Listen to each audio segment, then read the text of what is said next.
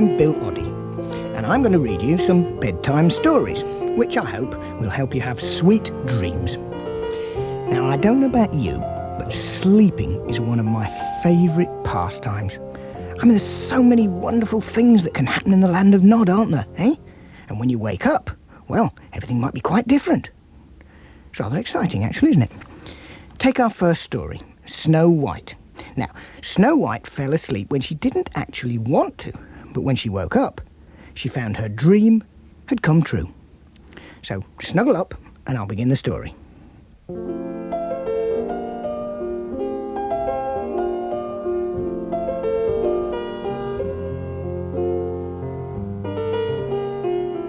Once upon a time, a long, long time ago, when all kings lived in castles, and there were woods and forests all over the place, there was a very beautiful princess, and she was called Snow White. She lived with her father, who was, of course, the king, and her stepmother, who was the queen. And they lived in a very luxurious castle with lots of turrets and ballrooms, and it was on the edge of the biggest forest in the land. Snow White was a very good princess, but her stepmother wasn't a very good queen. She too was very beautiful, but she spent the time she could have been doing good things, putting on makeup and looking at herself in her magic mirror. Now, I say magic because every time she asked it, "Mirror, mirror on the wall, who is the fairest of them all?" the mirror would reply, "You, O Queen, are the fairest of them all." Now, this pleased the Queen no end, but she couldn't help noticing that Snow White was growing more and more beautiful as each day passed. Now, this worried her so much that she made Snow White wear really horrible clothes and gave her all sorts of ghastly jobs to do, like scrubbing floors and washing up. I mean, all the things princesses don't usually have to do. Snow White was really miserable, and she spent her time dreaming that a handsome prince would come and whisk her away. Her cleaning days, however, were soon to be over, because one day, when the Queen asked the mirror, "Mirror, mirror on the wall, who is the fairest of them all?" the mirror replied, "Famed is thy beauty, Majesty, but behold, a lovely maid I see.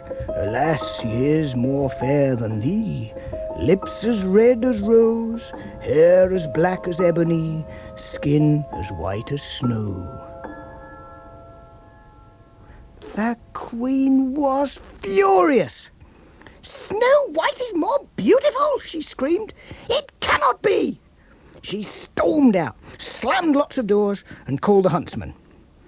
"Huntsman, take Snow White out into the forest. I never want to see her again."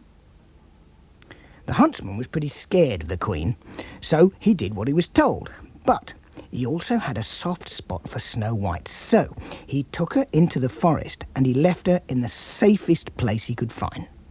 Even so, the forest was awfully dark and creepy, and although Snow White tried hard to be brave, she was so scared her legs wobbled when she tried to walk. What she didn't realise, though, was that all the animals in the forest were looking after her. They led her along a safe path to a pretty little house in the middle of the woods. "I wonder who lives here," thought Snow White as she walked up to the door and knocked on it hard. There was no reply. She knocked again. This time so hard that the door opened. "Is anyone at home?" she called, and when she didn't get any answer, she walked inside. "Goodness," she cried, everything is so small." And so it was. It was rather like the Wendy house she'd had when she was a child. And what's more, there were 7 of everything. 7 chairs, 7 bowls, 7 knives, 7 forks, 7 pairs of slippers, and 7 beds. Now, what really upset her, though, was that everything was very dirty, and so she set to, and whistling as she worked, she spruced it all up. Then she felt so tired when she'd done that, she laid down on one of the beds, and she fell fast asleep. When she woke up, there were 7 pairs of eyes watching her. 7 pairs of eyes peeping over the end of the bed.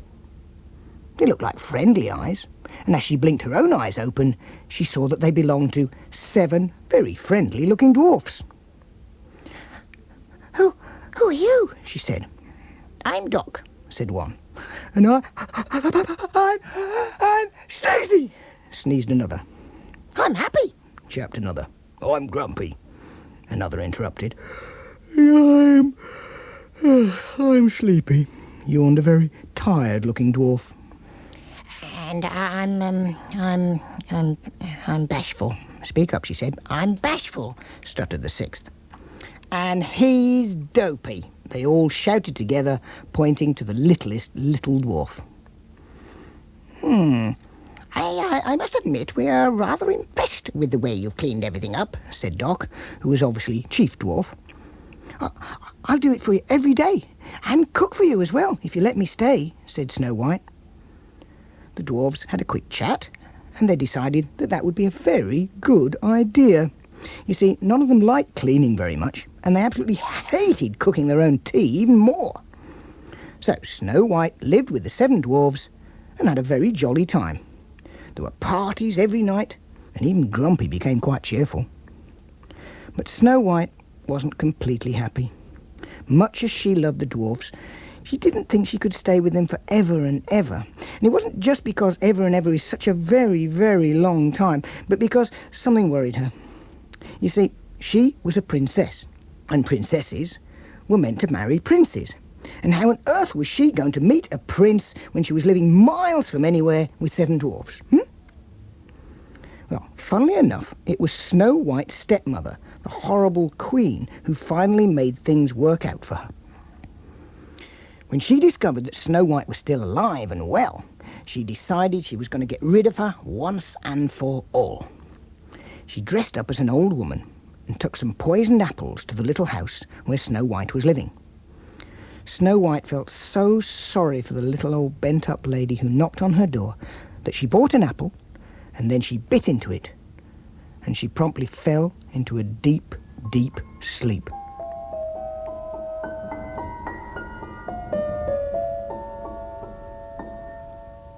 Well, at first the dwarves thought she was dead, but when Doc got out his stethoscope, they discovered she was still breathing, so they decided to look after her until she woke up.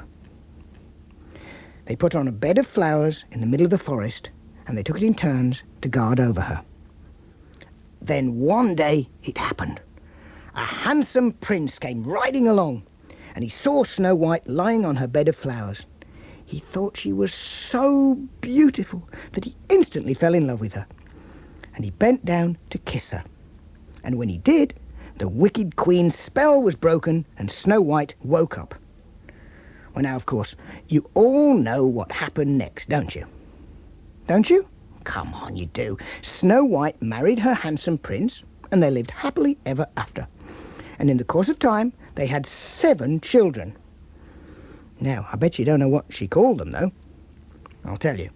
Doc, Happy, Grumpy, Bashful, Sneezy, Sleepy, and Dopey. And actually that made things very confusing when the 7 dwarfs came to tea.